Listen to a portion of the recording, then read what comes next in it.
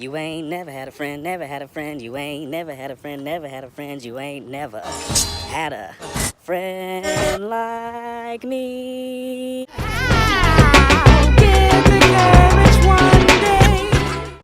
Aladdin, 2019, starring Will Smith, Mena Masao, and there we go, Naomi Scott. Almost forgot her name.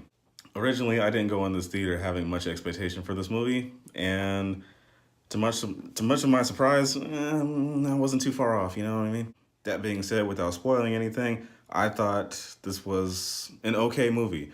I still had fun with it. I had a hard time getting past certain things. Lord forbid you guys do the same. You know what? It's easier to watch this movie when you don't go in there with the expectation that it's going to be anything like the 1990s version of the animated series, or the animated movie, because it's absolutely nothing like that. It has borrowed areas of that movie, but it is not going to be like the remake that we remember. It just won't be.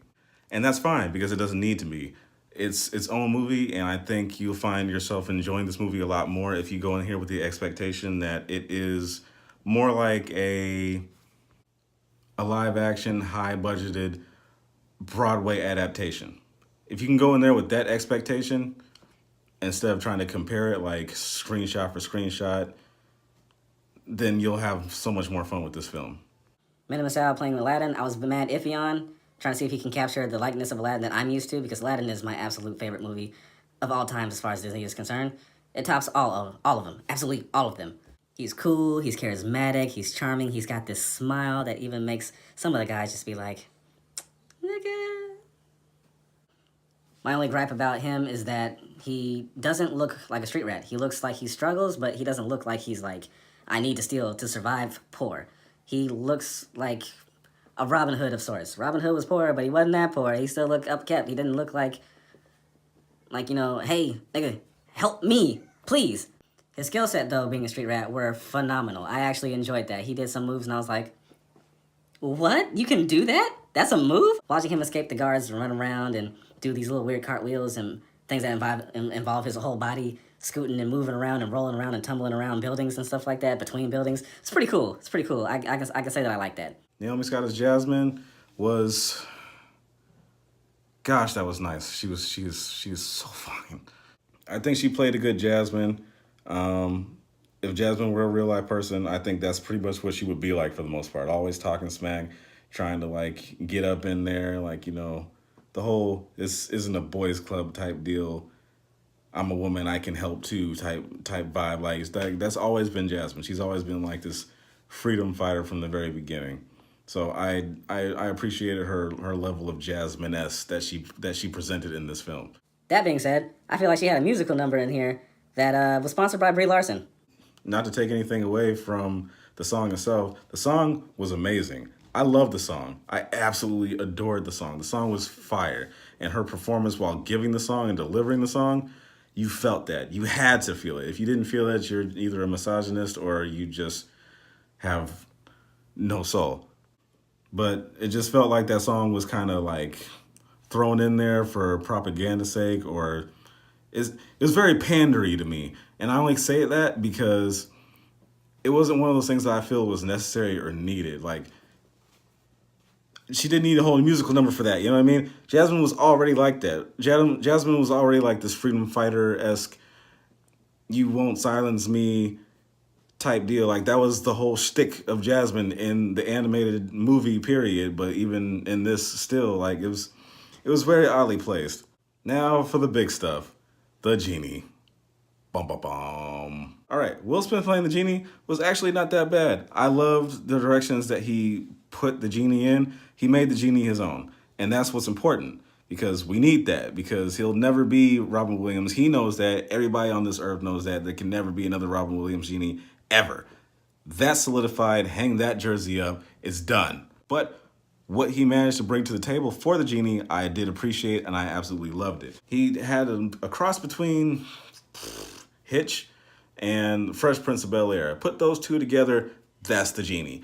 And that is the magic of what transpires the rest of this movie. And you gotta love what he did with it. You know what I mean? There's a lot of problems with the CGI. that I still couldn't look past from time to time. It didn't. Some of it didn't look. Whoa! Some of the CGI was still bad. It looked just as bad as it did in the trailer when we saw it another time. They fixed it a little bit when we saw Genie again. It was like, okay, that's a little better. We thought maybe they'd be, I don't know, some more touch-ups. It wasn't. It was still just as much touch-up, which is crazy. A lot of this movie felt rushed. The first act was definitely rushed. It didn't get better until Genie was on screen for the second and third act, where we kind of pretty much know that story already. But the way they started it off and pushed it from there, it was terrible. Jafar, the guy who played Jafar, no disrespect to the actor who played him. I'm sure he's a great actor, but the way he was written in this movie, period, to me, just did not fit the flow of Jafar at all. Like, he didn't seem menacing. He didn't seem evil. He just seemed like a Judas. He just wanted to grab power. He wanted to get up there and be number one, and by any means necessary, I guess. He wanted to start wars. It was really weird. You know what I mean? Like, he didn't have any like weird charismatic anything to him. He was just kind of flat. And that's not Jafar. Make Jafar great again. Iago, played by Alan Tudyk. I enjoyed it for what it was. Just, I really wish, since it's live action like that, we really could have got Gilbert Gottfried to come back and reprise his role for that. That would have been great. We got the same guy who did Abu in the Cave of Wonders. Why couldn't we get Gilbert Gottfried? I'm sure it's not a big money issue with that. It was a $183 million estimated budget. And a lot of the stuff was kind of trash. So it couldn't have possibly went to the sets. Maybe all that went to paying the actors and what the outfit design. Like where'd all that money go? You know what I mean? Anyway, Iago was still a nice touch. I'm glad that they made him talk, even with his annoying parrot voice. But Alan Tudyk still did a good job playing him all the same, and I still enjoyed it. I had a complex with it because it was kind of one of those things where when he was talking around everybody else, and I'm just thinking, can everybody understand him? Is nobody else hearing this? No? Yes? No? Maybe so? Nobody really talked about him talking, so I'm really concerned about that. But, I mean... Overall, this movie was still fun. I still enjoyed this movie. Would I pay to see it again? No. Would I buy this movie at all when it finally comes out on DVD? Probably. That being said, you should go see it too, because it's still an enjoyable film, especially, once again, if you go in there and just think of it that way, as a Broadway musical adaptation, instead of trying to sync up the movie with the 1990s movie. And this is coming from a fan of Aladdin since he was, God, I don't even know how old. I know I had to at least been 5 or 7, somewhere around that age. Yeesh.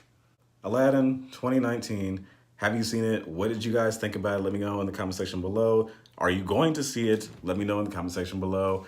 Like, comment, subscribe. And as always, you guys, I will be here telling it like it is. I'm just trying to pass all